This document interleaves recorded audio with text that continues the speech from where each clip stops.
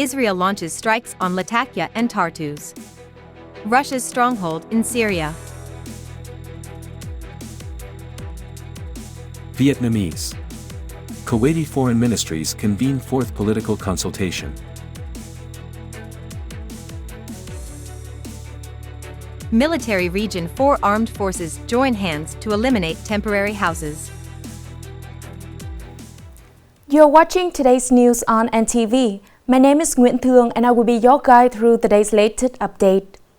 The Lebanese TV channel Al Mayadeen report that Israeli Air Force plane attacked Syrian army bases in the province of Latakia and Tartus, where Russian military bases are located.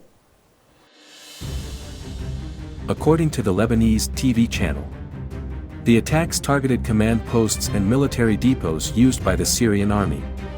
However, there was no information about casualties.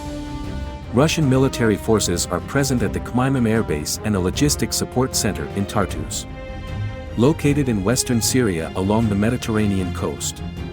In 2017, Moscow and Damascus reached an agreement allowing Russian troops to be stationed at these bases for a period of 49 years. The fate of the Khmeimim and Tartus bases is in question after Hayat Tahrir al-Sham, HTS, led militants seized control of Damascus last weekend, forcing Syrian President Bashar Assad to seek refuge in Russia. However, Deputy Foreign Minister Mikhail Bogdanov said Russian diplomats had discussed the issue with the HTS political committee. U.S. President-elect Donald Trump has called for the shooting down of the mystery drone that have been appearing in various parts of the country. These drones were first spotted in New Jersey a few days ago and are now being seen in other areas as well. The U.S. President-elect spoke out after more and more reports of flying objects in New Jersey, New York, Delaware, and Pennsylvania. However, in a joint statement, the Department of Homeland Security and FBI also said that there was no evidence yet that the reported drone sightings pose a national security or a public safety threat or have a foreign nexus. In addition, White House National Security Advisor John Kirby announced that the administration had reviewed available images and the initial results showed that these drones appeared to be operating legally. Previously, the governor of New Jersey had asked President Joe Biden to mobilize more federal resources to find out the cause behind the incident. What is that? This morning in Vinh City, the Liaison Committee of Vietnamese volunteer and military expert helped Laos in Nghệ An province celebrate the 18th anniversary of the founding of the Vietnam People's Army and the 35th anniversary of the National Defense Day. In recent years, the Liaison Committee of Vietnamese volunteers and military experts in Nghệ An province has helped the Lao Revolution to regularly organize and maintain many charitable activities, as well as support the construction of charitable houses for families of Lao veterans in difficulty and Lao localities affected by natural disasters, contributing to fostering the great friendship and special solidarity between Vietnam and Laos.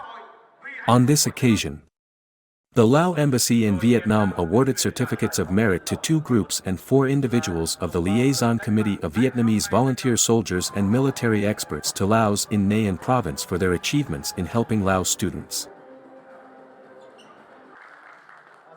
Coming up next are some updated news. Deputy Minister of Foreign Affairs Nguyen Minh Hang and Assistant Foreign Minister for Asian Affairs of Kuwait Sami Essa Johar Hayat co-chaired the 4th political consultation between the 2 foreign ministries in Hanoi on December 13. At the meeting, the 2 sides emphasized the priority of proposed enhancing cooperation in sharing expertise, mutual recognition, and investment in halal product production, aiming to increase Vietnam's exports to Kuwait and the broader Gulf region. Both sides agreed to work closely to improve the efficiency of the Ghi Sun refinery project, ensuring it continues to contribute positively to both countries' socio-economic development. The discussions extended to other promising areas such as food security, tourism, labor and aviation. Towards the 80th anniversary of the Vietnam People's Army, the 35th anniversary of the National Defense Day. The Vietnam Military History Museum organizes the exhibition, Heroic Army, Strong National Defense. The exhibition introduces nearly 300 images, documents, and artifacts summarizing the process of building, fighting, and growing of the Vietnam People's Army, and the achievements of 35 years of implementing the National Defense Day. The images, artifacts, and documents introduced at the exhibition are valuable documents, kept at the Vietnam Military History Museum and units throughout the Army, and are displayed for the first time.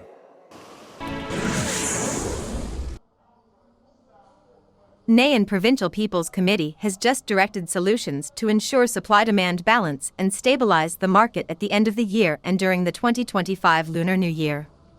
Accordingly, the Provincial People's Committee requested relevant sectors to closely monitor the market, ensure the supply of essential goods, organize activities to stimulate consumption, and bring Vietnamese goods to remote areas. At the same time, businesses in the area need to fully stock up on goods and gasoline, ensure stable prices and fire and explosion safety. The authorities have increased inspections and prevented speculation, hoarding, and violations of food safety. The goal is to ensure market stability and best serve people's consumption needs during Tet holiday.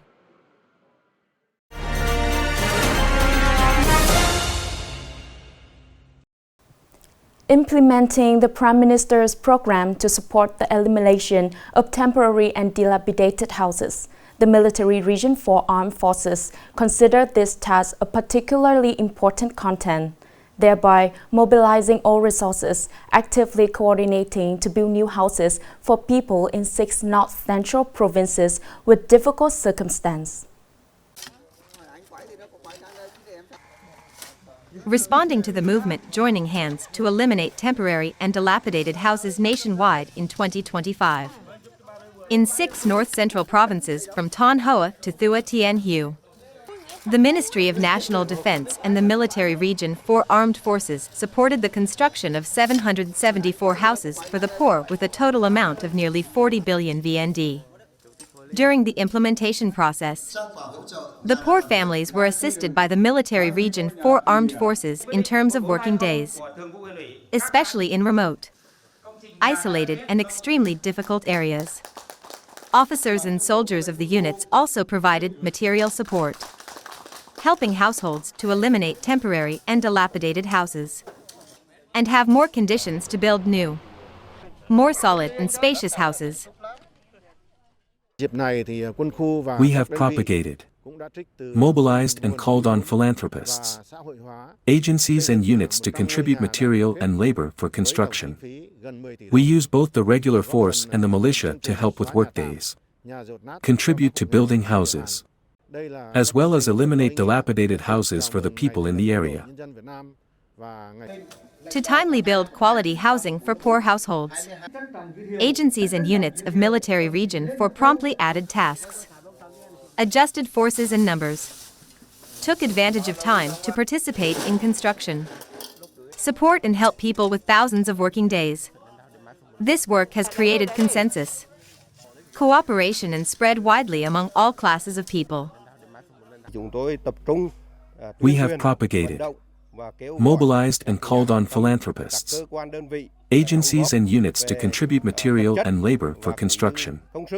We use both the regular force and the militia to help with workdays, contribute to building houses, as well as eliminate dilapidated houses for the people in the area. In the 6 provinces of Military Region 4, many families still have to live in fear and anxiety under makeshift, dilapidated houses in the rainy and stormy season.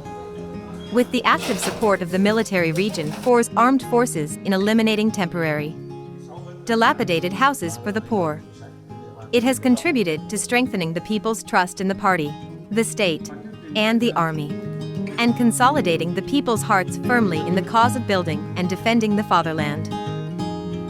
That is the end of today's news. Thanks for your watching and see you next time.